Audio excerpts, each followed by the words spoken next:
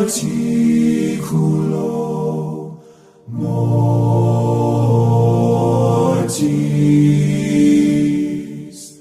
celitus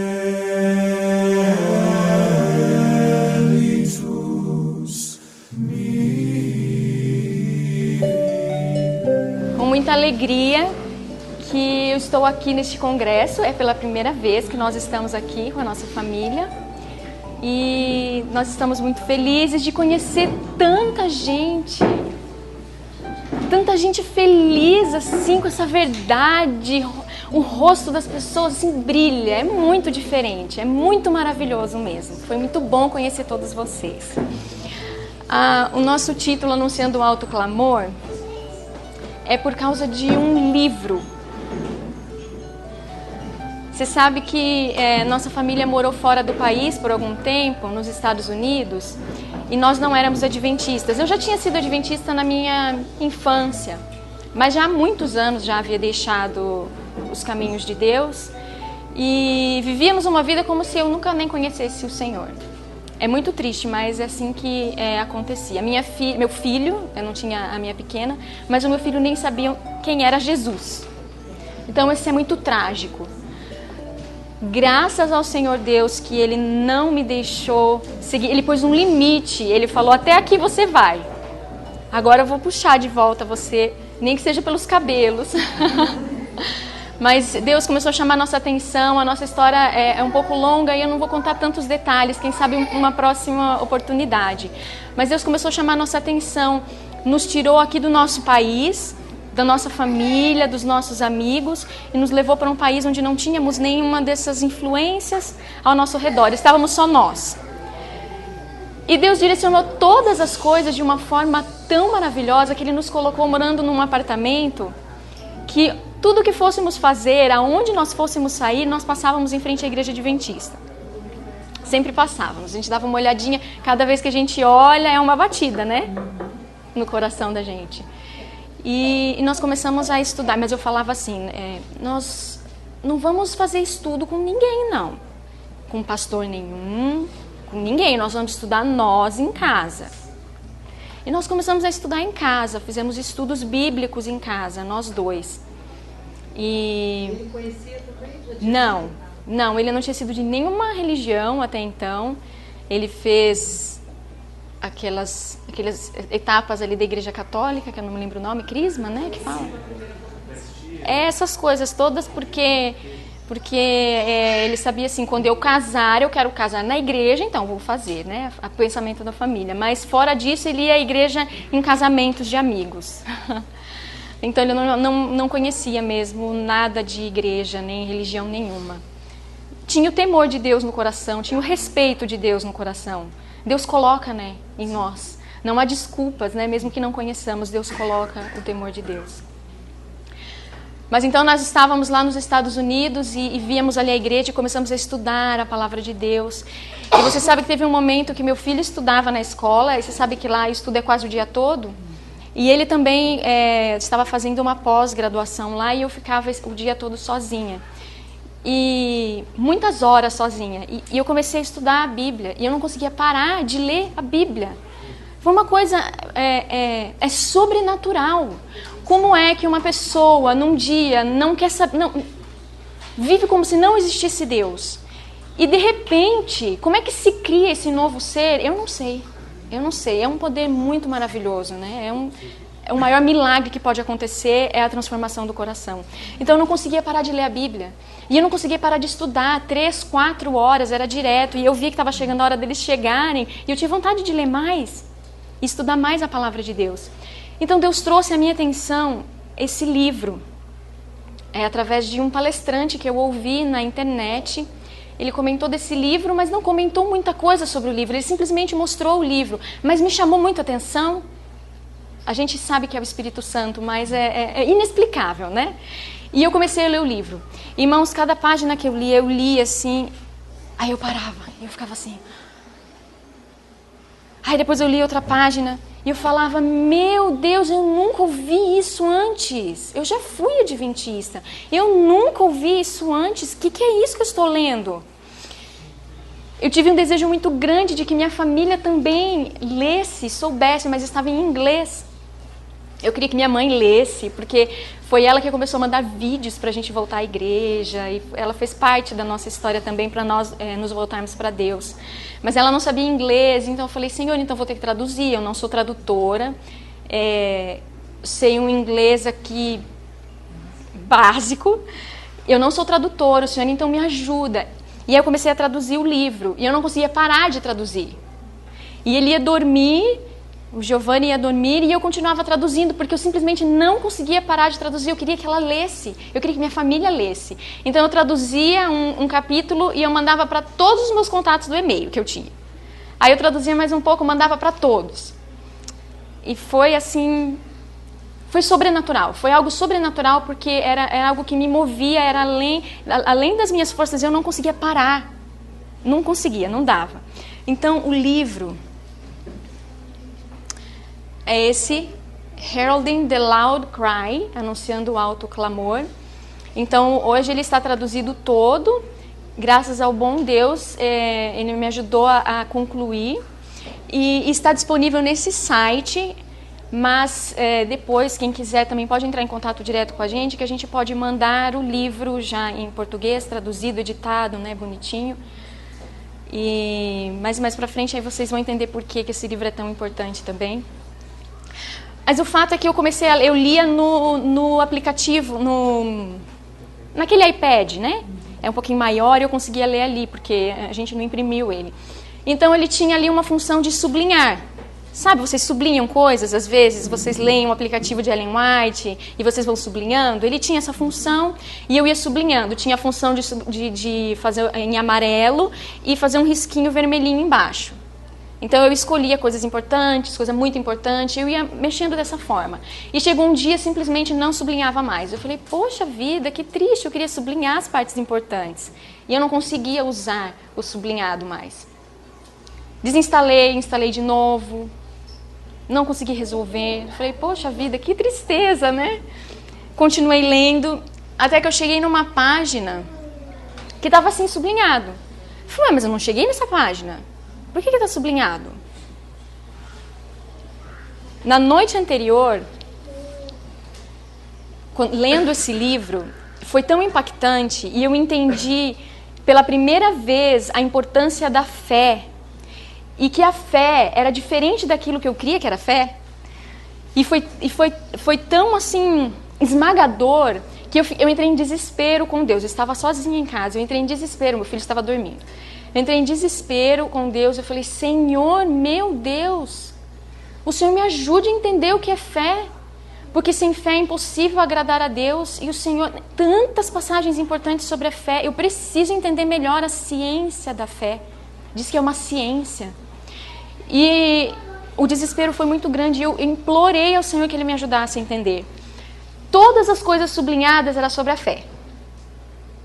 Aí eu passei para outra folha, está em inglês, mas era tudo que eu havia questionado sobre fé, o que era viver pela fé, o que é isso, justificação pela fé, que nome é esse, o que significa?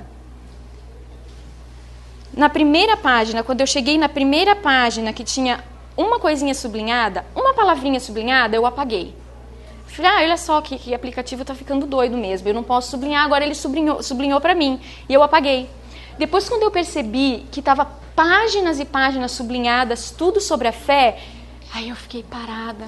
Falei, Senhor, o Senhor sublinhou para mim? O Senhor está respondendo as minhas orações, sublinhou no meu aplicativo, o Senhor sublinhou para mim. Senhor, se o Senhor sublinhou para mim, eu preciso saber aquela primeira palavra que eu apaguei. Aí eu voltei naquela folha e eu olhava e eu lia. Será que é fé que ele sublinhou? Eu queria saber o que era. Passou algum tempinho e eu pedindo a Deus, Senhor, eu quero saber aquela primeira palavra. Eu fui no site que eu havia baixado esse livro e baixei ele novamente, que os irmãos me deram essa ideia de fazer isso. Vai no site, baixa de novo. E eu baixei de novo. E ali na página tinha o que que estava sublinhado.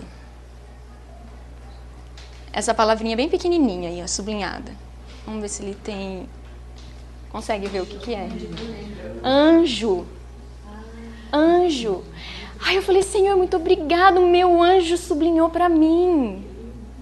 Ele sublinhou as respostas da minha oração. Eu fiquei tão maravilhada. Eu não sei se ele sublinhou antes de eu baixar, se ele sublinhou no meu aplicativo e depois sublinhou de novo para eu baixar de novo, porque eu tinha sido irresponsável e apaguei uma palavra. Mas ele quis que eu tivesse certeza que meu anjo sublinhou para mim. Foi antes do programa da Paula, antes do sublinhar do Instagram. Se ele sublinhou, que ele sublinhou? É, pode ser. Pode ser isso. Eu vou perguntar ao meu anjo em que momento que foi. Porque Deus sabe da nossa vida antes de acontecer. Ele planeja antes de acontecer. Ele sabia quando eu ia baixar. Ele sabia quando que eu ia orar e entender a importância da fé para eu orar a Ele para quando que Ele ia começar a sublinhar. Porque deu certinho. Foi cronometrado por Deus. E eu fiquei muito maravilhada. Eu percebi a importância dessa mensagem. Não só pela mensagem que estava movendo toda a minha vida, mas Deus quis, Ele achou por bem me dar esse gosto da sua presença sobrenatural dessa forma nesse livro. Agora, eu queria que vocês entendessem a mensagem. Nós vamos abrir a Bíblia. Por que essa mensagem é importante? Nós vamos abrir a Bíblia. Lucas 18, 18. É a história do jovem rico. Todos nós conhecemos muito bem a história do jovem rico. A gente sabe que ele se aproxima de Jesus e aí ele fala, bom mestre, o que eu preciso para herdar a vida eterna? Tem em Mateus também 19, mas Jesus respondeu para ele, Jesus foi direto ao ponto. Jesus disse assim, se queres entrar na vida, guarda os mandamentos. E ele pergunta para Jesus, o jovem rico, certo, ficou muito feliz, guarda os mandamentos, porque ele havia guardado desde a mocidade, foi isso que ele respondeu. Ele havia guardado desde a mocidade, então quem sabe ele ficou contente, mas ele sentia que algo faltava, não sentia? Ele falou, Senhor, eu guardo desde a mocidade, o que me falta? Ele perguntou quais mandamentos? E Jesus falou, não matar, não cometer adultério, não roubar, não mentir, honra teu pai e tua mãe, ama teu próximo como a ti mesmo. Você sabia que Jesus foi atraído a esse jovem e que Jesus sabia que ele era sincero, que ele estava ali buscando saber a verdade. E ele havia sido sincero quando ele respondeu, eu tenho feito isso desde a mocidade. Ele cria que ele tinha feito isso desde a mocidade. Um bom rapaz. Um bom rapaz. Ele era sincero, completamente inconsciente de que ele estava no caminho da morte. Completamente inconsciente. Ele não havia guardado os mandamentos de verdade. Nós vamos ler um texto juntos, que eu vou colocar ali. Sua compreensão, vocês podem acompanhar ali no telão, sua compreensão da lei era externa e superficial. Julgado segundo o padrão humano, ele preservara caráter irrepreensível. Mas era segundo o padrão de quem? Humano. Um caráter, quem sabe, imaculado diante dos seus pais, irrepreensível perto dos amigos, dos membros da igreja, quem sabe. Em grande parte, sua vida exterior fora isenta de culpa. Ele acreditava realmente que a sua obediência fora sem falha. Um bom rapaz, irmãos, não matou, não roubou, não mentiu, não adulterou, não fez nada dessas coisas. O que é que estava faltando na vida dele? Mas Jesus disse assim, jovem, vá, vende tudo que você tem, dá aos pobres e segue-me. Aí o que ele entendeu? Ele não amava o próximo como ele mesmo. Porque ele quis dividir as riquezas dele com os pobres e com o próximo? Ele não quis, infelizmente não. Você sabe que Provérbios 14, 12 nos diz que há caminhos que para nós parecem caminhos bons, mas são caminhos de morte. É muito triste isso, mas... Então ele se afastou de Jesus e ficou no caminho da morte. Ele era um bom rapaz, irmãos? Sim. Muito egoísta. Um rapaz muito egoísta. Será que ele era tão bom assim? De forma exterior, parecia um bom rapaz. Mas vocês conseguem ver que ele era egoísta? Então ele era um bom rapaz. Alguém pode bater na porta do céu e entrar com egoísmo no coração? Não. Não pode. Nenhum egoísmo. entra no céu. Cristo, a segunda citação, Cristo leu no coração do príncipe, uma só coisa faltava, mas esse era um princípio vital. Ele carecia do amor de Deus na alma. E essa falta, menos que fosse suprida, demonstrar-se-ia fatal para ele. Ele precisava do amor de Deus na alma. Não é apenas o amor humano. João 13:35, creio que não vai dar tempo de nós abrirmos todas as passagens, mas quem quiser abrir, mas diz, nisto todos conhecerão que sois meus discípulos, se vos amardes uns aos outros. É assim que todos sabem que nós somos filhos de Deus, quando nos amamos uns aos outros. Mas como que é esse amor? Porque é o amor de Deus. Como que é esse amor de Deus? Tem uma passagem clássica da Bíblia que fala sobre amor, que é 1 Coríntios 13. Todos nós conhecemos a definição ali de amor e várias coisas. Por exemplo, o amor é paciente, o amor é gentil. Esse é o amor de Deus. Agora nós, pais, eu sei que não são todos que são pais aqui, mas nós às vezes nós ficamos impacientes e nós somos indelicados com os nossos filhos ou com o nosso cônjuge. Os nossos irmãos, às vezes nós somos indelicados, mas se nós tivermos o amor de Deus, mesmo quando nossos filhos forem desobedientes ou alguém te insultar de alguma forma, o que é que você vai demonstrar? Paciência e bondade. Mesmo quando os filhos são desobedientes. Porque quando seu filho é desobediente, ou quando alguém te distrata, essa pessoa está tendo um problema, não está tendo um problema? Então ela precisa da sua ira, da sua impaciência, da sua irritabilidade? Ou ela precisa das suas orações, da sua paciência, da sua mansidão, da sua calma?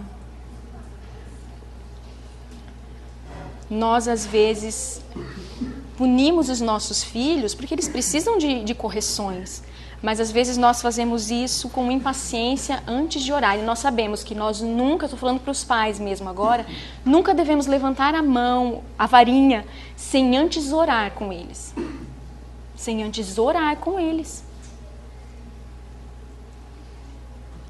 Se de repente nós nos aproximamos dos nossos filhos e oramos com eles e o coração é quebrantado, muitas vezes isso acontece, o coração é quebrantado imediatamente, às vezes eles nem precisarão de correção mais. Eu nem sempre fiz isso com os meus filhos, minha mãe também nem sempre fez isso comigo. Muitas vezes eu me lembro que ela orou comigo, mas nem sempre, e eu nem sempre fiz isso com os meus filhos, mas nós éramos cristãs, nosso lar era cristão, eu cresci num lar cristão. E nós dizíamos que éramos cristãos. Eu queria contar, eu conheci recentemente uma senhora, eu não sei quantos conhecem, Margaret Davis. Ninguém conhece. Hoje, ela fez esse ano 97 anos. E eu conheci um pouco da história dela, eu vou contar rapidamente um pouco da história dela. Ela cresceu num lar adventista, um pai muito rígido, 11 filhos, então ele teve muita oportunidade de disciplinar os filhos com muita rigidez. Ele ficava muito irado, impaciente, e corrigia os filhos dessa forma. Ele não conseguia se controlar e assim, enfim, se dominar. Ele era um pouco agressivo mesmo. Qual era o problema dele, de acordo com o que nós vimos? Ele não sabia como ter o amor de Deus no coração. Era um lar cristão, irmãos. Era um lar cristão. Mas diz a passagem de 1 Coríntios 13, o amor não é ciumento, não é arrogante, não se irrita, não é rude e não insiste em seu próprio caminho, não busca seus próprios interesses. Sabe uma pessoa, sabe quando a gente é como se fosse obstinado, sabe? Às vezes pode ser com marido e mulher, pode ser com filho, pode ser com amigos, e você sabe melhor, você estudou mais, você sabe mais que seu marido, como educar os filhos, como fazer as coisas no lar. E o marido também pensa que ele sabe melhor essas coisas. E sabe quando cada um segue na sua decisão e na sua obstinação, e continua cada um no seu caminho e se conflitam? É isso que acontece em muitos lares. Não haveria muitas brigas nos lares, nem nas igrejas, se nós tivéssemos esse tipo de amor em todos nós. E nós manifestássemos sempre esse tipo de amor em todos nós. Foi isso que aconteceu no lar dessa Margaret Davis. Então ela foi criada por um pai assim, então ela cresceu, se casou, teve 2 filhas. O lar dela, eles não tinham isso de se irar com os filhos, não tinham isso, imagina. Eles eram cristãos. E o marido dela era um pastor, né, da igreja, hoje ele é falecido. Porém, o amor... Só um minutinho, irmãos. O esposo não entendia o que era o amor de Deus no coração. E ele era um pouco duro com as crianças. Ele era um pouco duro com as crianças e ela sabia como era melhor e eles discutiam às vezes na frente das crianças. A gente sabe que isso é uma tragédia, não sabe? Os pais que estão aqui, vocês sabem que isso é uma tragédia, né? Discutir na frente dos filhos. Mas eles achavam que tinham um lar cristão. Mas não é só isso. Você se magoa? Se ressente? Fica impaciente, irritado. Às vezes põe a culpa no marido, ou na esposa, ou nos filhos. Sabe que é muito fácil nós culparmos alguém pela nossa impaciência, pela nossa irritação. Isso é praticamente natural. Adão e Eva fizeram isso quase que imediatamente depois que eles pecaram, eles já fizeram isso. É quase que natural para um pecador, quando alguém não faz algo que você espera dele, você se impacienta. E esse erro que você cometeu, você põe na culpa da pessoa. Também olha o que ele fez para mim. Mas olha, ele não obedece. Mas por que ele falou assim? Olha o jeito que meu marido me olhou. E a gente dá desculpas, e a gente coloca a culpa nos outros, dos nossos erros. Isso acontece com muita frequência. Quando nós colocamos, por exemplo, a culpa nos nossos filhos, eles já têm a culpa deles, do que eles fizeram de errado, aí a gente põe a culpa do nosso pecado ainda em cima deles. Vocês sabiam disso, que é errado fazer isso? E isso não precisa ser só com o filho, né? Pode ser com o marido e a esposa também. Tem muita gente que não consegue ver a sua própria culpa e sempre acha que fez algo de errado porque foi provocado. Então a culpa não pode ser minha, vai ser da pessoa. Com certeza vai ser da pessoa. Tem muita gente que diz assim, olha, Carol, nós somos só humanos. Nós somos todos seres humanos, somos ou não? Nós somos só seres humanos. Por que eu não posso ficar magoado, ressentido? Irmãos, alguém pode ir lá na porta do céu com mágoa e ressentimento no coração e pedir para entrar? Vai entrar com esse tipo de sentimento no coração? Não, não vai. Mas, Carol, nós somos só seres humanos. Se você é só ser humano, você não é cristão. Porque você já parou para pensar que cristão não é apenas um ser humano? Que cristão é ter Cristo morando dentro dele? Que daí você não tem mais só a sua natureza aqui, você tem a natureza de Cristo, o Espírito de Cristo em você. Tem uma ilustração que Deus deixou para nós, que mostra muito, muito claramente que tipo de ligação nós temos que ter com Deus. Que é a videira. E o Espírito Santo fluindo, o seu espírito nos raminhos pequenininhos, mais frágeis, naquelas gavinhas pequenininhas mais frágeis que somos nós. E aí nós podemos dar frutos. É muito bela essa ilustração de Deus. Com essa imagem, eu e você podemos fazer um teste nas nossas vidas. E a gente pode se perguntar, você pode se perguntar, você é mesmo um cristão? É o Espírito de Deus que controla a sua natureza? Ou é a sua natureza que controla você? Quem é que controla, gente? Porque os cristãos, eles têm Cristo dentro deles, não do lado de fora batendo na porta. Cristãos entendem o poder do amor de Deus.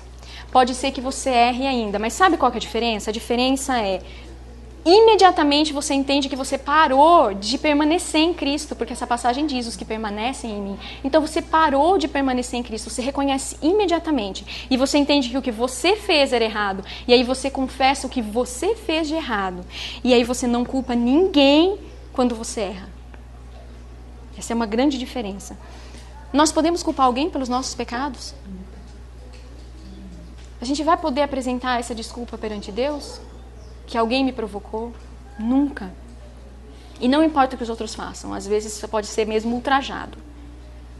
Sofrer muita oposição e perseguição. Nós falamos um pouco disso ontem à noite, quem estava. E não importa o que os outros façam. Não importa que sejam quão terríveis possam ser, o amor não fica irritado e nem ressentido. Vocês estão entendendo isso? O amor não fica irritado nem ressentido, diz o verso. Não se ressente, não se ufana. Mas ele não se alegra com a injustiça, mas se alegra com a verdade. O amor suporta quanto? Tudo suporta. Mas é com paciência e bondade. Sem irritação e sem ressentimento. Então, continuando a história de Margaret, ela foi casada então com um pastor. Eles foram missionários por 10 anos nas Filipinas e na Índia. E o marido dela, foi editor da Revista Adventista lá nos Estados Unidos. Ele é Thomas Davis, o nome dele. E ele foi editor por 20 anos antes dele se aposentar. E eles pensavam que o lar era cristão. Então, quando eles voltaram dessas missões, eles voltaram para casa, ela voltou para casa do pai dela, foi visitar o pai dela. Lembra que o pai dela era aquele que não se controlava? E nessa época o pai dela tinha 78 anos. E ele tinha tido um filho ali na velhice, ele tinha um filho com 18 anos. Ele tinha problema cardíaco, ele sabia que ele estava para morrer a qualquer momento, ele estava num dilema terrível na casa dele. Esse filho foi praticamente um filho único, porque todos os outros já tinham saído de casa, ele foi criado sozinho, foi mimado, e agora os pais não sabiam como lidar com ele, e problema de saúde, então a vida dele estava terrível. Então ele foi até a filha, esposa de um pastor, e ele falou assim: Margaret, o que é justificação pela fé? Ela olhou para ele: ah, pai, eu não sei. Como assim você não sabe? É esposa de um pastor. Claro que você sabe. Pai, não sei. Então, quero que você ouça. Suas irmãs estão falando disso. Estão falando da justificação pela fé. Eu quero que você ouça o que elas estão falando. Porque eu quero que você me diga se é verdade o que elas estão falando. E eles se sentaram ali. As irmãs começaram a falar. E de vez em quando ele olhava para Margaret e perguntava: e aí, é verdade? Verdade o que elas estão falando? E ela só podia responder: não sei. Não sei. Passava um pouquinho: Margaret, isso daí é verdade? Não sei. Vocês conseguem entender que eles eram ativos, missionários, trabalhando para Deus. Ele pastor, ela muito ativa. Mas não eram estudantes da palavra de Deus. E ela conta assim: ah, sim, eu li a minha Bíblia várias vezes. Li todas as histórias da Bíblia, mas ela pergunta: você sabia que é possível nós lermos a Bíblia e não entendemos o Evangelho? Não entender como se conectar com uma conexão viva com Deus. É muito possível que muitas pessoas aqui estejam nesse estágio de relacionamento com Deus, não sabe como se conectar com Deus, numa relação viva. Uma conexão contínua. Contínua. Não é altos e baixos. Que a maioria de nós não sabe como permanecer em Cristo. Ela conta, é muito bonita a história dela, ela não entendia a justificação pela fé, mas ela foi embora dessa reunião com o pai dela decidida que ela ia encontrar respostas para o pai dela. E ela voltou para casa e começou a estudar, mas você sabe que ela contou que no começo foi muito difícil, porque ela era muito ativa, ela queria estar lá fora, trabalhando, envolvida com muitos cargos e muitas coisas, e sempre envolvida com as crianças e muito missionária. E era muito difícil ela permanecer, abrir a Bíblia e ficar lendo a palavra de Deus e estudando. Mas ela conta que gradualmente ela começou a estudar e ela não conseguia mais parar de estudar. E eu me reconheci nesse momento com ela. Ela não conseguia parar de estudar. Ela estava encontrando vida por ela mesma agora. Pela primeira vez ela entendeu. E ela começou a entender o que era a justificação pela fé. Ela diz que a Bíblia e o espírito de profecia se tornaram água viva e pão vivo para a alma dela. Isso é muito lindo. E em pouco tempo, ela percebeu algo que eu também percebi. Em pouco tempo, no começo que ela começou a pesquisar sobre esses assuntos, ela entendeu. Justificação pela fé. Viver como Jesus viveu pela fé. E aí eu olho para mim E eu morri. Completamente perdida e morta. E aí, você sabe que muitas pessoas dizem assim, você sabe, Carol, que essa mensagem da justiça pela fé faz a gente se sentir muito condenado e perdido. Pois louvado seja Deus. Porque quando você está condenado e perdido, você precisa de quem? De um Salvador. Eu preciso de alguém que me salve. Então ela reconheceu que ela era como jovem rico, que tinha uma forma de religião ativa, uma boa mulher, uma boa família. Mas ela estava completamente inconsciente da real condição, porque ela não tinha uma conexão verdadeira. Logo que ela começou a estudar, ela encontrou muitas respostas. E nessa época, uma filha mais nova dela tinha 13 anos. E a filha mais nova disse que andava pela casa cantando, algo aconteceu com o papai, ele não é mais o mesmo. A menina percebeu imediatamente que tinha algo diferente no pai. Quando eles entenderam como permanecer em Jesus, como vencer, que é o que a gente vai está começando a ver aqui hoje. Tem um texto na meditação Filhos e Filhas de Deus, uma frase: muitos estão enganando a si mesmos, porque o princípio do amor não lhes habita no coração. E lá em 1 Coríntios 13, 1-3, ainda, todos nós conhecemos, ainda que eu falasse a língua dos homens e dos anjos e não tivesse amor, seria como o metal que soa e como o sino que tine. Ainda que eu tivesse o dom de profecia, conhecesse todos os mistérios, todo o conhecimento, ainda que eu tivesse toda a fé, de maneira tal que transportasse os montes, se eu não tivesse amor, nada seria. Ainda que eu distribuísse toda a minha fortuna para sustento dos pobres, ainda que entregasse meu corpo para ser queimado e não tivesse amor, nada disso aproveitaria. Aí eu fiquei pensando que isso aqui é muito sério, é muito profundo o amor de Deus.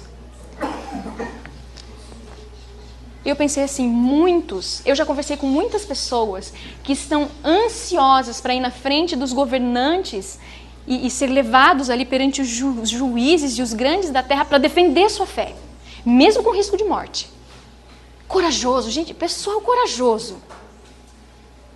E não vê a hora, e daria o corpo, e seria um mártir de bom grado, e se entregaria pela causa de Deus. Mas o que nós lemos ali, não ganham nada com isso, se na casa deles, eles não vivem o amor de Deus, de nada vale. Se você põe a culpa nos outros pelos seus pecados, de nada vale. Se você se irrita, fica impaciente, levanta a voz, fica ressentido, magoado, quer que seja feita a sua vontade sempre, você sabe melhor, você sabe mais, então não vale nada. Isso é muito triste. Isso é muito triste porque nós podemos ser como Nicodemos, completamente inconscientes do nosso estado, o verdadeiro estado diante de Deus. Agora, sobre colocar a culpa nos outros, se eu coloco a culpa nos outros dos meus pecados, o que Deus pode fazer por mim? Nada. Nada. E aí eu sigo uma cristã completamente ignorante do que é ser cristã. Vocês sabem que o primeiro passo nesses passos de como nós permanecemos em Deus é Deus batendo a porta. E nós não resistirmos, é a nossa parte. E aí Ele nos convence do pecado, da justiça e do juízo. E quando Ele te convence que você errou, que você pecou, você tem duas alternativas. Você vai pôr a culpa em alguém, ou você vai imediatamente fazer como Davi, pôr o rosto em terra e dizer: pequei, Senhor, pequei. E muita gente fica presa nesse primeiro estágio, não reconhecer sua própria condição diante de Deus. A gente pensa que é bom cristão, mas a gente se magoa com facilidade às vezes. Às vezes eu conheço pessoas que dizem assim: eu sou muito sensível. Muito sensível. E eu já li um texto da senhora White dizendo: o que você chama de sensibilidade é só o eu.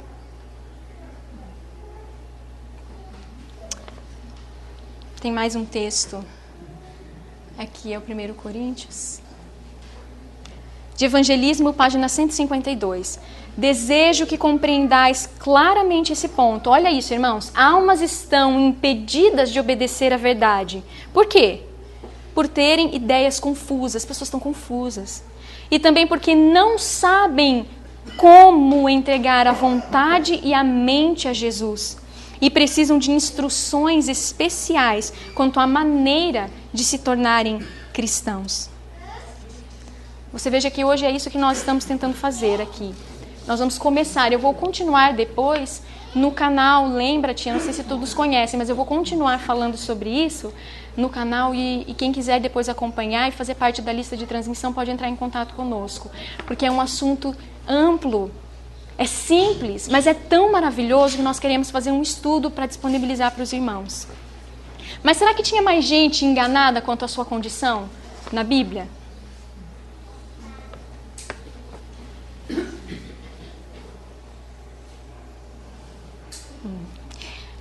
João 3, 1 e 2 diz assim: E havia entre os fariseus um homem chamado Nicodemos, príncipe dos judeus. Este foi ter de noite com Jesus e disse-lhe: Rabi, bem sabemos que és mestre, vindo de Deus, porque ninguém pode fazer estes sinais que tu fazes, se Deus não for com ele. Então Jesus olhou para Nicodemos, e Jesus foi direto ao ponto de novo, antes com o jovem rico, agora com Nicodemos. Jesus foi direto ao ponto de novo, e ele disse assim: Nicodemos, você precisa nascer de novo. Vocês sabem qual foi a reação de Nicodemos? Interna, eu digo, do coração. Vocês sabem qual foi? Nós vamos ler juntos. Nicodemos sentia-se certo do favor de Deus. Ele ficou assustado ante a ideia de ter um reino, irmãos, que era puro demais, que ele não podia ver. No estado atual que ele estava, ele não podia ver. Ele considerava-se seguro de um lugar no reino de Deus. Achava não precisar de nenhuma mudança. Daí sua surpresa ante as palavras do Salvador. E o que ele ficou? Irritado. Ele ficou irritado porque as palavras nascer de novo foram associadas à pessoa dele. Em outras palavras, é como se Jesus tivesse dito a ele assim: Nicodemos, você está perdido. Você está no caminho da morte. Completamente ignorante da situação dele. Jesus disse: aquele que não nascer da água e do Espírito não pode entrar no reino de Deus. E diz assim: aquele que é nascido da carne é carne.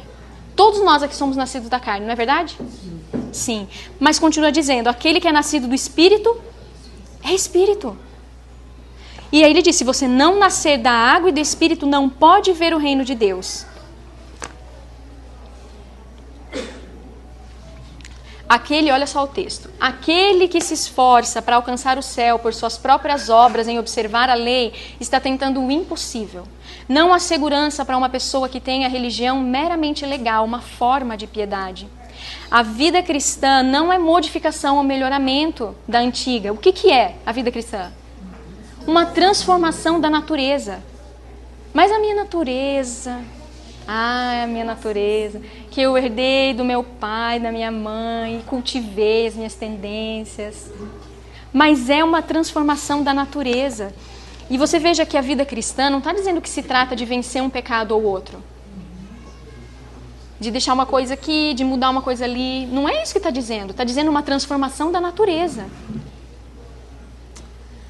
Tem lugar o quê? A morte do eu e do pecado. E uma vida toda nova, toda nova. É essa vida espiritual que Deus prometeu para mim e para você. A morte do eu, uma vida toda nova, uma transformação da natureza. Essa é a promessa de Deus para nós. Se nós formos aos pés da cruz. Mas eu não entendi o que era isso, ir aos pés da cruz. O que significa isso, ir aos pés da cruz? Eu não sabia. O que é isso, morrer para o eu? Um texto interessante do comentário adventista. O novo nascimento é uma experiência rara nessa época do mundo. Esta é a razão pela qual há tantas perplexidades nas igrejas, nos lares também, podemos colocar. Muitíssimos que assumem o nome de Cristo são não santificados e profanos. Foram batizados, mas o que diz ali? Foram enterrados vivos. Olha só, porque o eu não morreu. E por isso eles não ressurgiram em novidade de vida. em Cristo. Esse é o problema. Você sabe como morrer para você mesmo? Quantos de vocês foram ensinados, antes de vocês se batizarem, que vocês precisavam, tinha lá as listas de coisas, deixar de fumar, deixar de beber, deixar de tomar café, se a vida ali estava, a fornicação, eu não sei o que mais as coisas que eles falam ali hoje em dia, mas quantos fizeram isso e foram ensinados isso? Todos foram ensinados isso, né? Interessante. Vocês foram ensinados a abandonar os pecados do mundo antes de se batizar, certo? Agora, quantos de vocês foram ensinados a desistir não só dos pecados do mundo, mas a desistir dos pecados do coração? Por exemplo, entregar o seu direito de ficar magoado antes do seu batismo. Entregar a Deus o seu direito de se irritar antes do seu batismo. Como não se impacientar? Quem foi ensinado? Quem foi ensinado como fazer essas coisas? Entregar o seu direito de se magoar, de se irritar, de ficar impaciente, de sentir, né, ressentimento. Esse que é o problema. Nós não fomos ensinados como fazer isso. Não fomos ensinados. Nós somos ensinados coisas exteriores. Mas as coisas pertinentes ao coração, nós não fomos ensinados. E esse é o problema. Aí nós apresentamos desculpas, como se fosse assim, mas é porque ele fez isso. Mas é a minha natureza. Mas isso aqui dentro é coisa que é da gente mesmo, veio e nasceu com a gente. E a gente dá muitas desculpas. Quando eu fico chateado com meu marido, a culpa é dele, olha o que ele fez. E quando eu fico irritado com meu filho, ou impaciente com meu filho ou minha filha, mas olha também, eles não obedeceram. E a gente dá desculpas para aquilo que tem aqui dentro. Você percebe que quando eu fico irritada com os meus filhos, a culpa não é deles, é minha. Quando eu fico magoada com meu marido, eu tenho o direito de ficar magoada? Se eu morrer, irmão, se eu estou morta, eu não fui batizada? Eu não estou morta? O meu eu não morreu? Mas se o meu eu morreu, por que eu fico magoada? Se uma pessoa está num caixão, o que você fizer com ela não... Reação nenhuma. Tanto faz, está tranquila ali, num descanso.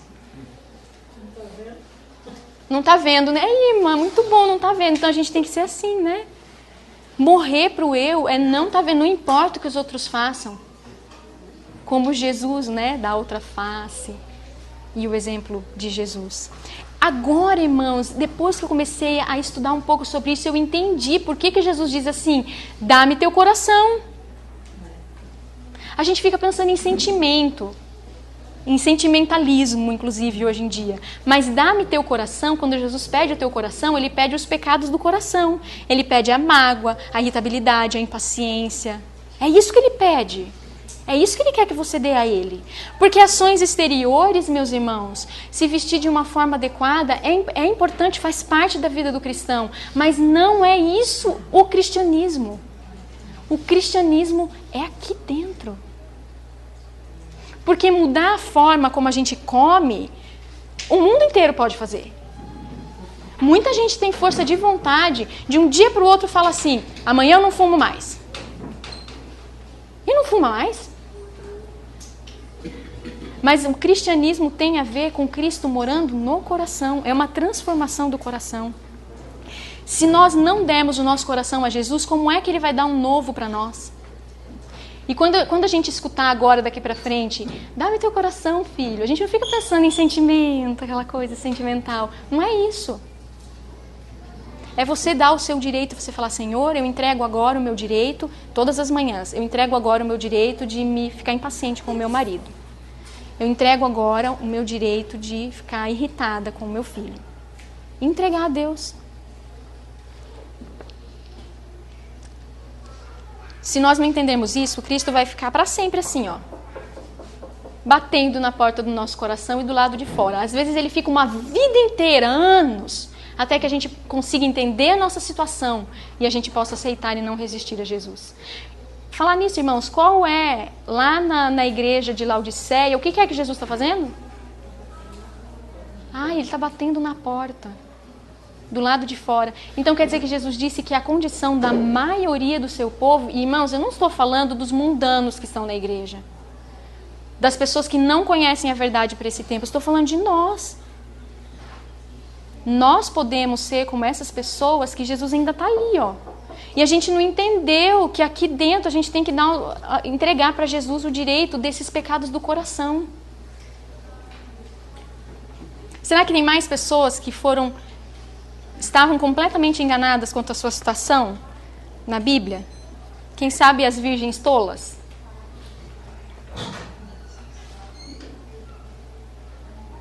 Mateus 25, 1-4, vocês podem acompanhar ali. Então o reino do céu será semelhante a 10 virgens que, tomando as suas lâmpadas, saíram ao encontro do esposo. 5 delas eram prudentes, 5 loucas. As loucas, tomando as suas lâmpadas, não levaram azeite consigo, mas as prudentes levaram azeite em suas vasilhas com as suas lâmpadas. É muito importante que a gente entenda o que é vasilha e o que é lâmpada. Lâmpada, o que é? Todo mundo sabe. Lâmpada para os meus pés é a tua palavra. Mas o que é vasilha? O óleo é o Espírito Santo. O que é o frasquinho? O vasinho? Somos nós, né, irmã? Parábolas de Jesus, página 222. Os 2 grupos de vigias representam as 2 classes que professam estar à espera de seu Senhor. São chamadas virgens porque professam fé pura. São pessoas sinceras. As lâmpadas representam a palavra de Deus. O óleo, símbolo do Espírito Santo. Tá. Então todas elas, por essa passagem a gente vê que todas elas oravam por iluminação e entendimento da palavra de Deus. Todos têm conhecimento da palavra de Deus. A luz brilha. Nós temos luz, irmãos. Temos ou não temos? Temos luz. Todos nós, ninguém. O povo adventista é um povo de luz. Então, a primeira coisa é que todas oravam para ter iluminação e entendimento da palavra de Deus. E tinham conhecimento da palavra de Deus. E no começo, todas as lâmpadas estavam acesas. Sim ou não? Sim.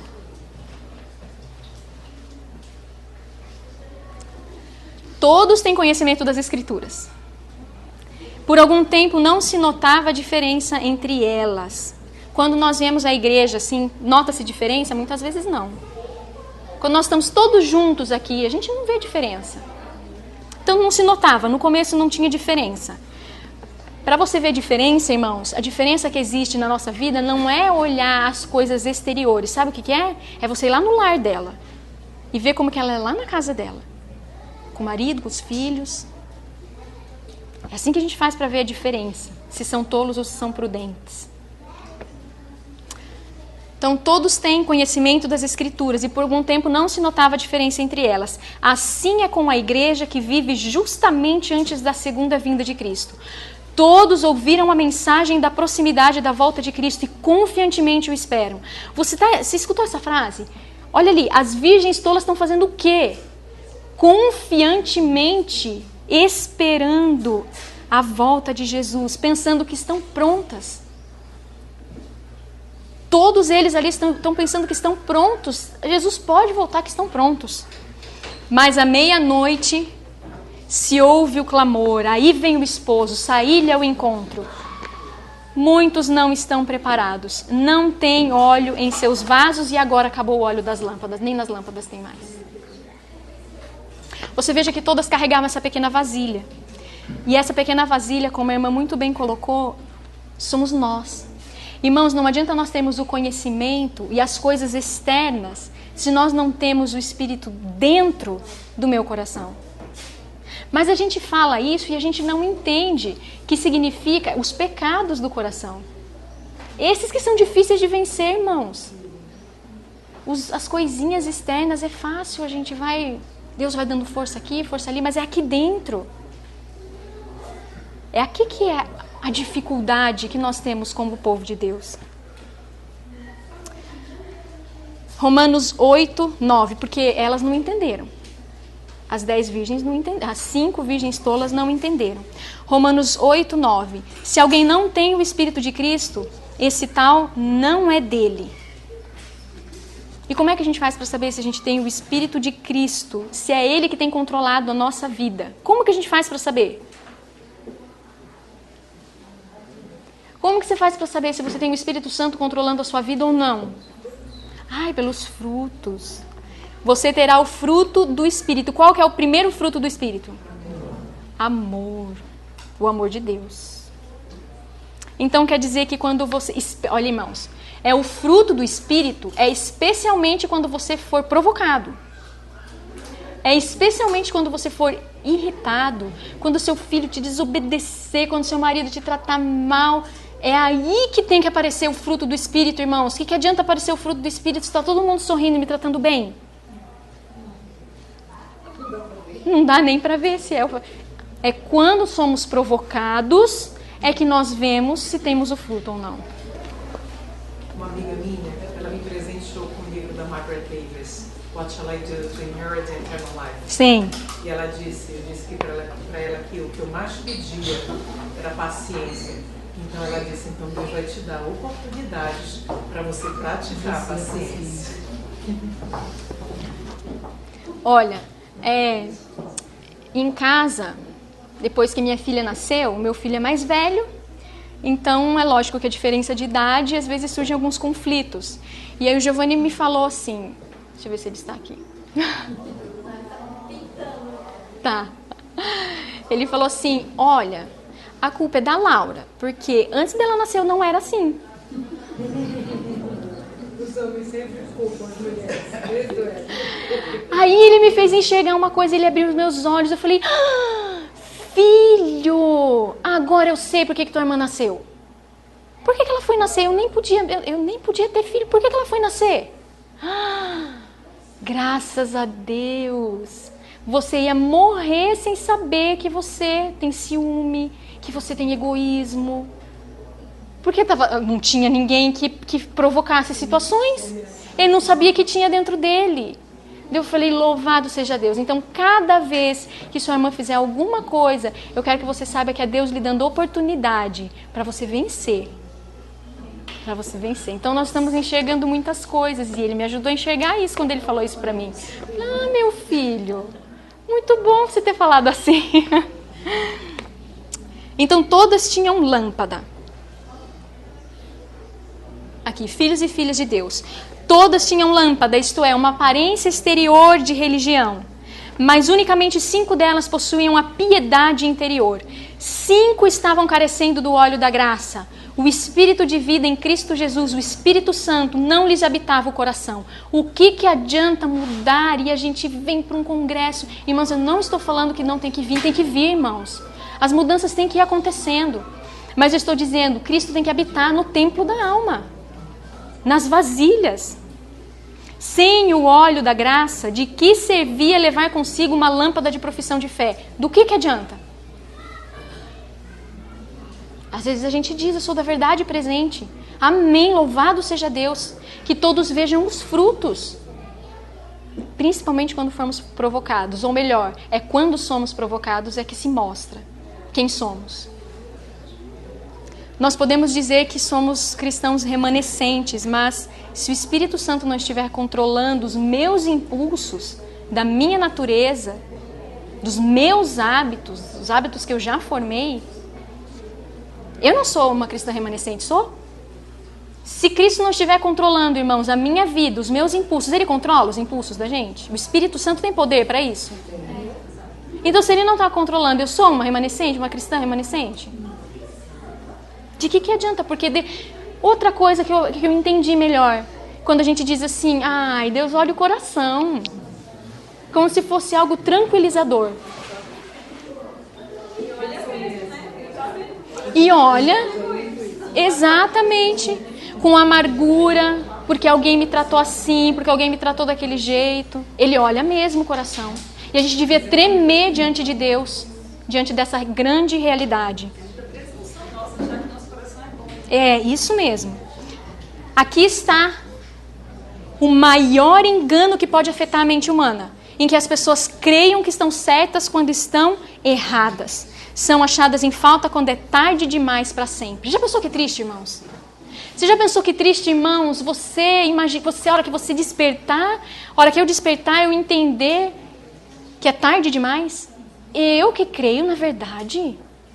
Você já imaginou isso? Eu não consigo nem imaginar o desespero que será de nós se estivermos do lado errado, porque Cristo não habitou no meu coração, porque não foi vencido os pecados da alma, os pecados do coração. Que triste, irmãos. Tarde demais para sempre, diz ali no verso. Então elas foram lá, bateram na porta do noivo, e o que ele disse para elas? Eu não conheço vocês. Que coisa mais horrível, eu não consigo nem passar isso na minha cabeça. Quando o rei vier, essas pessoas, irmãos, são pessoas sinceras, honestas. Vocês lembram que a gente leu? Confiantemente esperando, pensando que estão prontas. Você já imaginou que decepção? Que terrível decepção ali nesse momento. Porque assim como Nicodemos, certos de que tinham um lugar, será que a gente pode estar enganados quanto à nossa situação?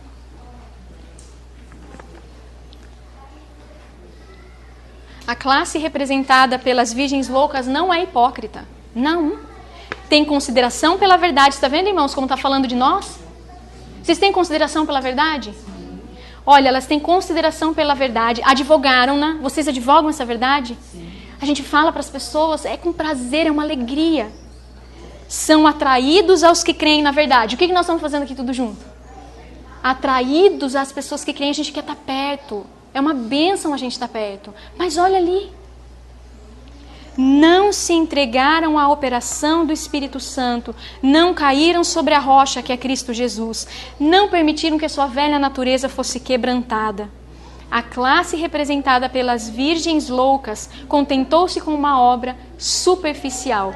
Irmão, se você não venceu o pecado do coração, que é a impaciência, a irritabilidade, a mágoa, o ciúme, ressentimento, não se contente. Que diz ali, não conhecem a Deus, não estudaram seu caráter, não tiveram comunhão com Ele, por isso não sabem como confiar, como ver e viver, não sabem como. Seu serviço para Deus degenera em formalidade. Já pensou?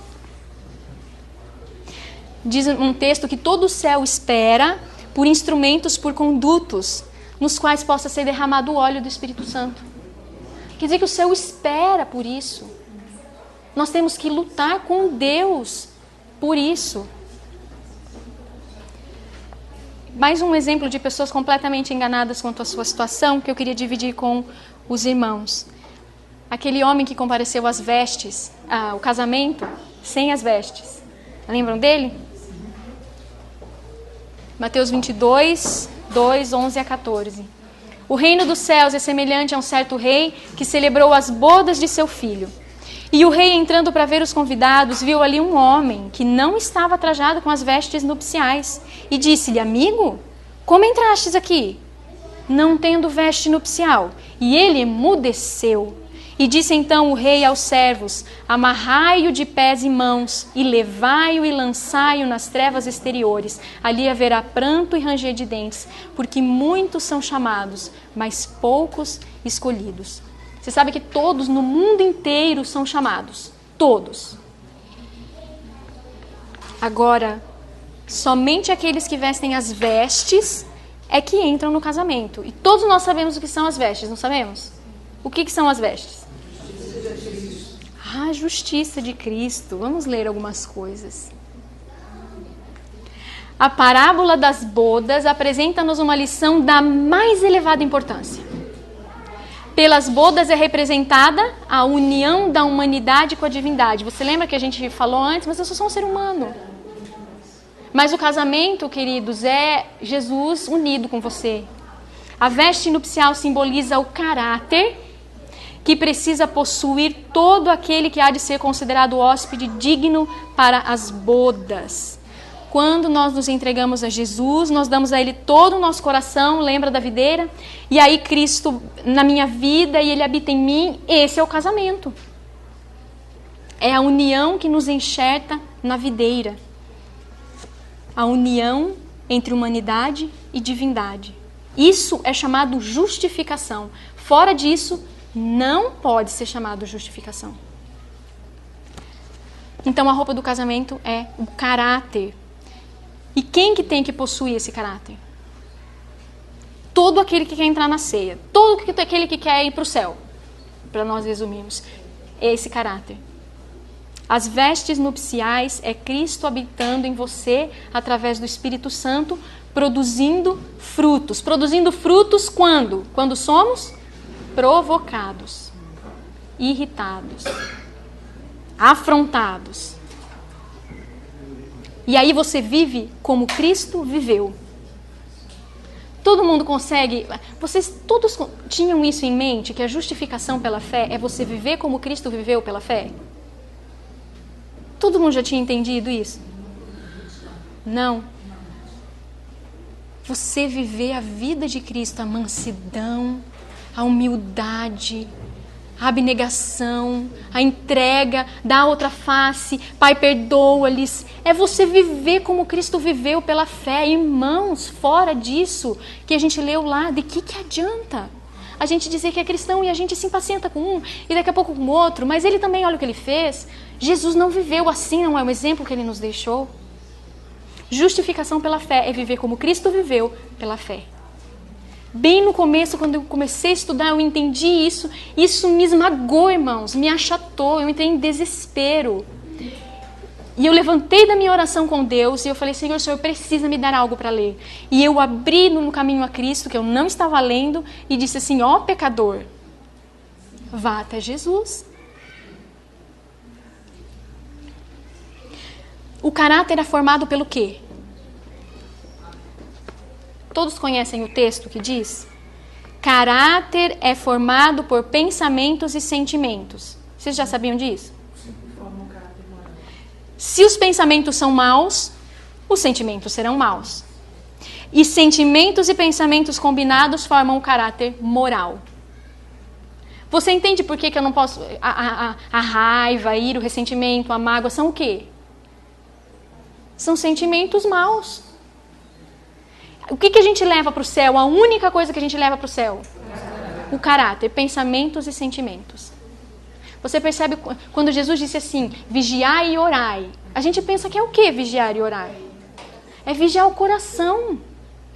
É vigiar o sentimento que você tem, o pensamento mal que você tem quando vem. Em nome de Jesus você começa a cantar e você fale versos da Bíblia e você ore a Deus. Isso é vigiar e orar. É por isso que Deus deseja controlar a nossa vida. Porque a nossa natureza, que sentimentos que brotam de nós? O nosso caso é desesperador, irmãos. Nós não temos nenhuma chance sem Jesus. É zero, não tem nenhuma chance. É Jesus, na verdade.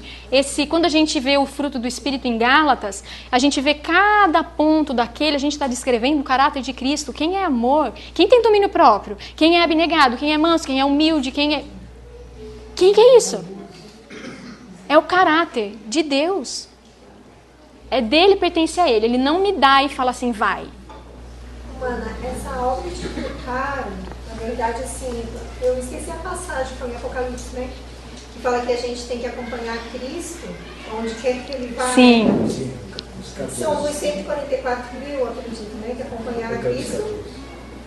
Interessante, assim, ó, que a minha vida inteira, 25 anos de adventismo, né?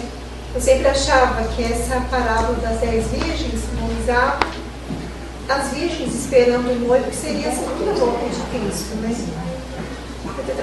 Eu dei para o irmão aqui um livro que eu li recentemente, não sei sobre saúde na internet, né? Que ali ela fala que justamente essas virgens, que deve ser nós, quando elas entram para a boda juntamente com o noivo, seria a entrada delas, não pessoal, porque elas estão aqui na terra, as virgens, né? Elas entram pela fé. Então, essa obra de preparo no lugar santíssimo, que Jesus está fazendo, essa purificação do nosso caráter, é essa entrada das virgens, né, na boda, na ceia, que é justamente essa roupagem. Minha irmã, existe nessa mensagem o desenho, o diagrama do santuário e toda essa mensagem bem certinho. Nós vamos apresentar depois, posteriormente. É lógico que não dá pra gente ver tudo hoje, mas é muito maravilhoso, porque você está lá fora do santuário, um pecador, e aí você se aproxima como eles faziam com o cordeirinho, você se arrepende, sacrifica, e aí aquele sangue ia para dentro, e aí uma vez por ano aquele sangue ia para o Santíssimo. Mas aí se você peca de novo, para onde você vai? Lá para fora. E Jesus está onde? Lá dentro. Mas aí depois nós vamos ver isso mais para frente, nos vídeos que eu for fazer posteriormente sobre estas coisas, se os irmãos forem acompanhar.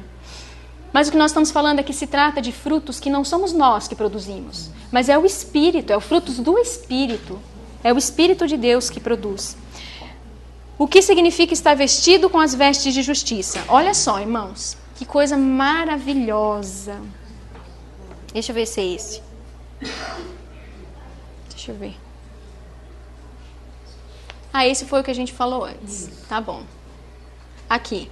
Ao nos sujeitarmos a Cristo, nosso coração se une ao seu, nossa vontade emerge em sua vontade, nosso espírito torna-se um com seu espírito, nossos pensamentos serão levados cativos a ele, vivemos sua vida.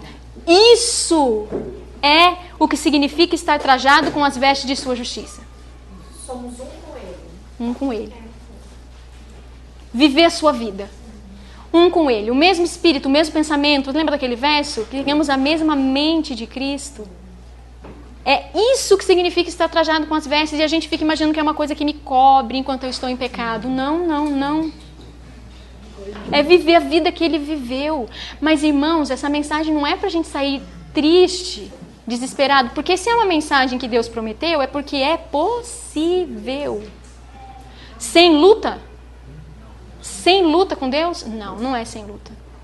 É muito claro quando fala sobre mortos, vós estáis mortos em seus delitos. Uhum. Então, mortos, é mortos mesmo. Quando Jesus vem, ele dá a vida dele, então vivifica. a nossa morte.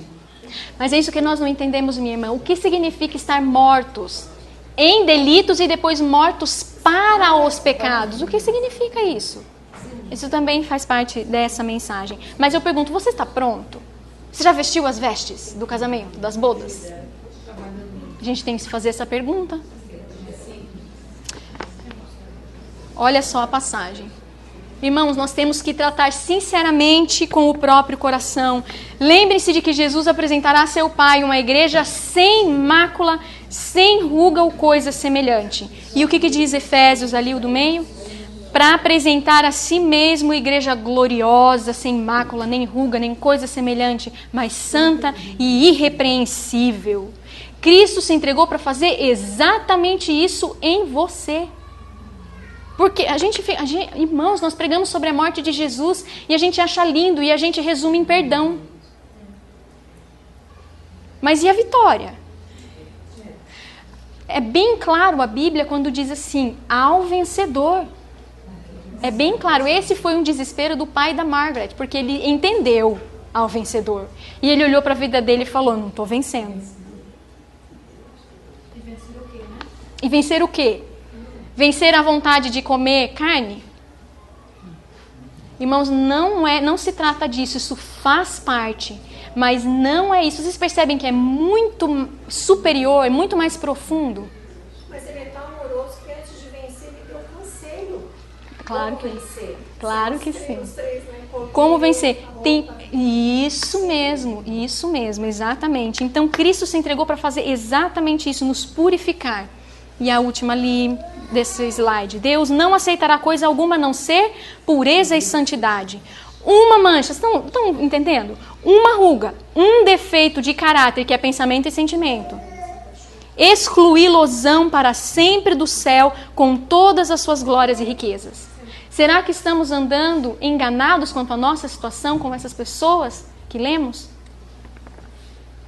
Então, como nós já falamos de um jeito bem prático, se eu vou no céu com mágoa de alguém, com alguma coisa no meu coração, Jesus pode me deixar entrar? Não pode. É um sentimento errado.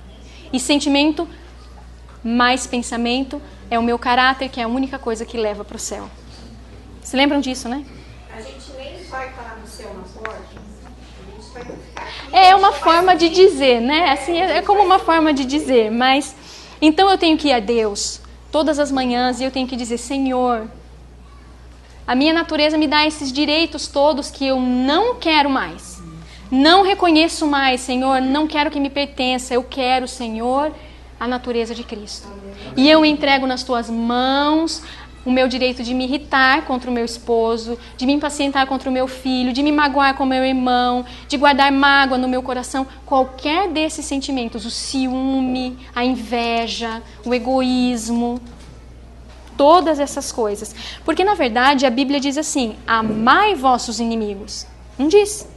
Bendizei os que vos maldizem, fazer bem aos que vos odeiam. Não está dizendo para nós nos magoarmos e nos irritarmos com eles. E algumas pessoas sofrem especialmente com amargura, especialmente em lares desfeitos, lares muito conturbados. A amargura também é algo que precisamos vencer pela graça de Cristo.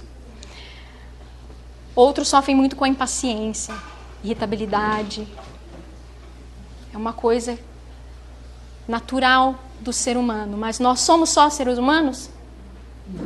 O cristão é só ser humano? Nós aprendemos uma coisa aqui, não somos somente seres humanos. Nós podemos ter a natureza, é uma combinação. O que era o casamento que nós vimos? É uma combinação do humano com o divino. Isso mesmo. Então, nenhuma mancha de caráter, nenhuma ruga, nada, ninguém pode entrar no céu com pecados do coração. Mas o mais bonito de tudo nessa mensagem, Jesus pode me purificar hoje. Amém. Irmãos, as coisinhas exteriores, nós vamos aprendendo cada vez mais, um pouco hoje, um pouco depois, e Deus vai nos mostrando, e glórias a Deus, que alegria. Mas hoje o meu coração pode estar certo com Deus. Não precisa uma vida toda, porque às vezes a gente ouve assim, mas a santificação é obra de uma vida toda. Hoje o meu coração pode estar certo com Deus. O Senhor está aqui hoje. Eu tenho o hoje, eu tenho o amanhã. Todas essas minhas atitudes erradas, esses meus sentimentos errados, tudo isso Deus pode me dar vitória hoje. E Ele pode me purificar hoje. Hoje é o dia da salvação, não tem assim? Hoje é o dia da salvação. E amanhã pode ser que nem estejamos vivos, não é mesmo? Cristianismo é o poder de Deus de nos purificar hoje. Então tem algumas coisas que eu gostaria que o Espírito Santo gravasse no coração de cada um de vocês. Cristianismo é o poder de Deus de te purificar hoje. Pode ser que hoje você não conheça todas as coisas que precisa acontecer na sua vida, que Deus quer que você faça, mas o seu coração pode estar certo com Deus hoje. Dá para entender a diferença disso, não dá? Porque Deus olha para o coração. Agora a gente entende o que é Deus olha para o coração? E o seu coração pode estar certo com Deus hoje. E você vai aprendendo mais, cada dia mais. Mas hoje, o tempo... Irmãos, o tempo todo, sabe a vida toda? O tempo todo seu coração pode estar certo com Deus. O tempo todo. Irmã, a gente tem experiência dos discípulos, do apóstolo Paulo, né? Que eles faziam tudo errado. Estavam ali com Jesus, né? E às vezes a gente pode estar achando que a gente está passando e não está. É isso. Porque após a nossa conversão, é que realmente vai ter esse caráter transformado, né? Exatamente. E se eu não tenho, eu acho que dá para medir nessa balança, se eu não tenho essa mansidão, essa paciência e todo o fruto, né, do Espírito Santo, eu estou medindo o meu caráter, eu ainda não estou convertido. Você lembra aquele começo que nós lemos que para o padrão humano ele era bom? Sim. E qual é o padrão de Deus então? O coração. Mas agora a gente sabe o que é o coração. Não é que a conversão também é uma coisa que não é uma conversão uma vez só, é diária. Diariamente nós temos que nos converter, né? Então às vezes a gente tem a ideia de que a conversão acontece... Já me converti, né? Não, é verdade, é todos os dias. Eu penso assim, mano, eu não sei se estou errado, né? Que o fruto do Espírito, primeiro eu vou ter paz. Depois, eu vou crescer e vou ter depois mansidão. Não. Eu creio que não é isso. É o fruto. É o fruto. Apresenta Quando todos. Os discípulos se converteram, eles receberam o Espírito Santo. Quando o apóstolo Paulo se converteu, ele recebeu o Espírito Santo e dali então ele mudou de vida. Mas eles ainda tiveram lutas ali. Sim, tiveram. E essa luta vai ser até. É verdade. Então, por que pode ser hoje? Porque o nosso caráter é pensamento e sentimento. E isso o Espírito Santo tem todo o poder para controlar. hoje. Quem controla seus pensamentos e sentimentos? Mas quando nós olhamos para nós não vemos saída. Né?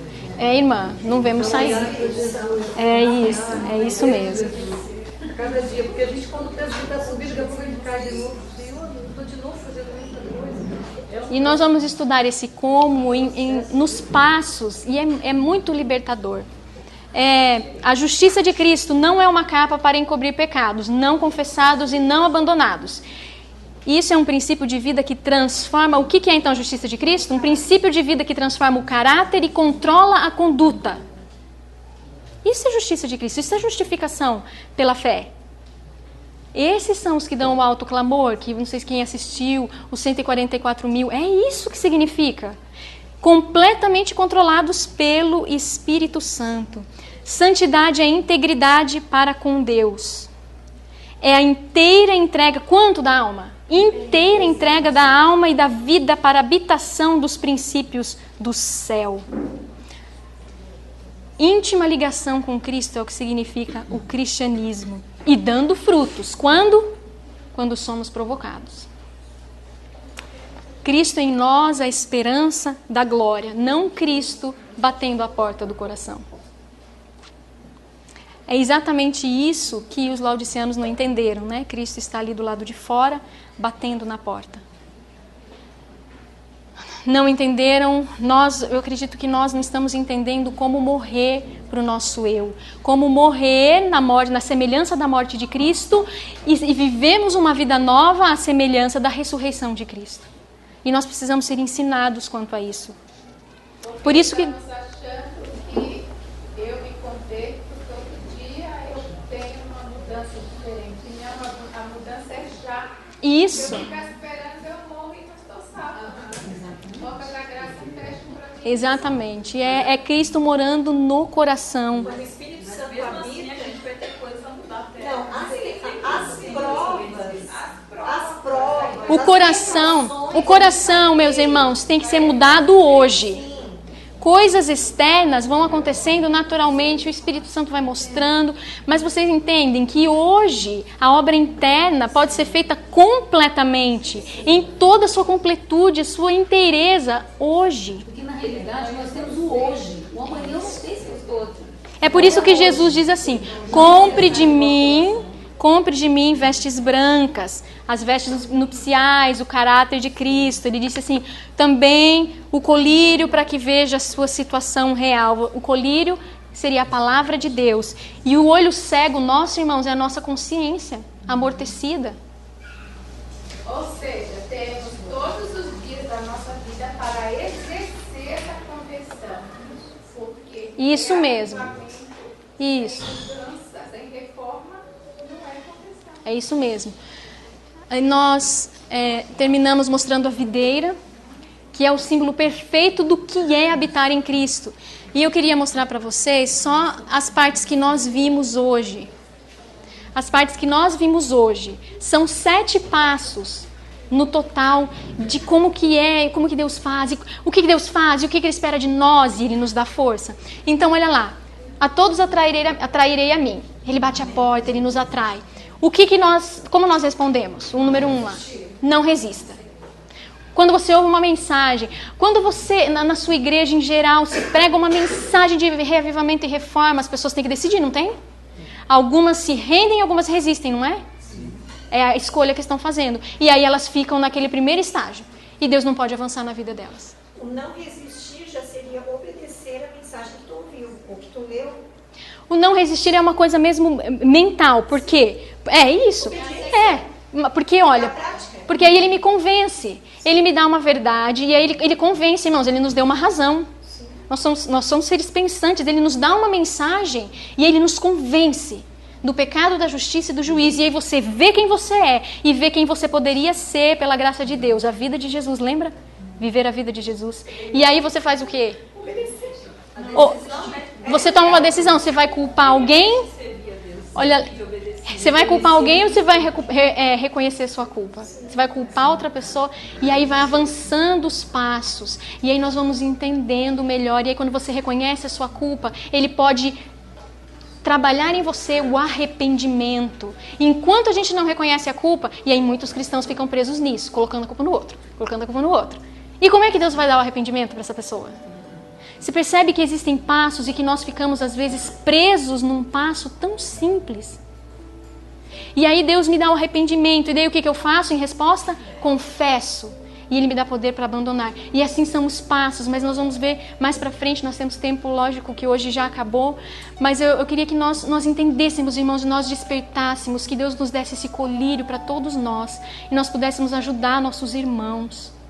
Porque senão, irmãos, estaremos enganados naquele dia, e Jesus vai dizer para mim, ou para você, ou para os nossos irmãos, eu não vos conheço. Que desespero! Não podemos deixar isso acontecer com nossos irmãos, na nossa família. Que Deus nos dê sabedoria, que nos encha do seu Santo Espírito para levarmos essa mensagem avante. É uma mensagem de vitória. Deus abençoe a cada um de vocês. Muito obrigada por estarmos aqui juntos. Foi um grande privilégio. E nós vamos orar, irmãos. Nós vamos nos ajoelhar, quem puder.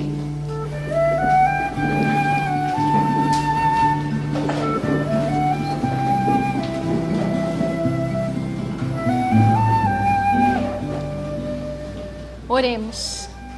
Querido e santo Deus, louvado seja o teu nome, Senhor, porque o Senhor deixou uma mensagem tão maravilhosa para nós. Senhor, obrigado porque o Senhor nos ensina. Que grande condescendência e misericórdia por o Senhor ter deixado tantos símbolos para entendermos. Senhor, nós queremos produzir frutos, Senhor. Por favor, habita em nós, em nosso coração. Senhor, nós intercedemos agora aqui por todos esses irmãos.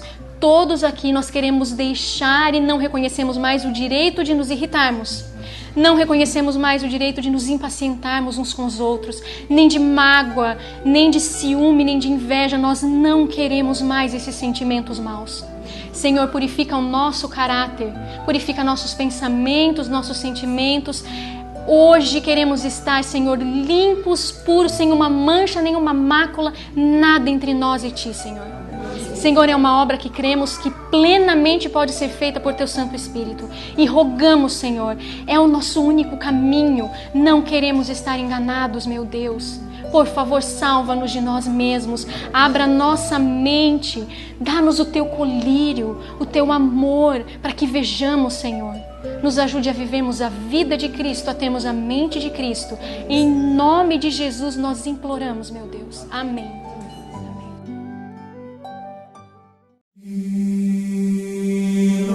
Articulo mortis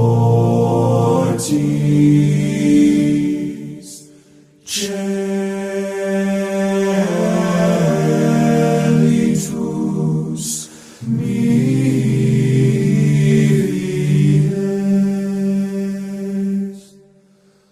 Nearer, my God, to Thee, nearer to Thee, e'en though it be a cross that raiseth me. There let the way of Thee steps unto heaven. Oh, let the sands be in mercy. Excelsior, excelsior, excelsior, excelsior. My song shall be nearer, my God, to Thee, nearer, my God, to Thee, nearer to Thee. Though like the wanderer, the sun gone down, darkness beyond me, my rest alone. Excelsior, excelsior, excelsior. Angels to beckon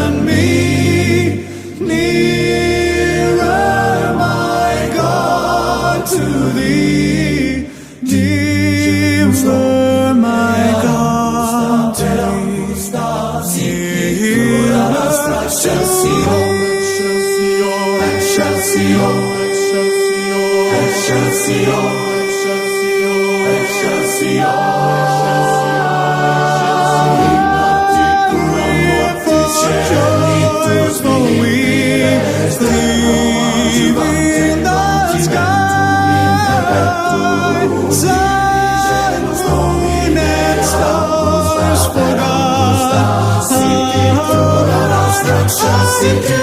Genus Domine ad Augusta, per Augusta, sic itur ad Excelsior.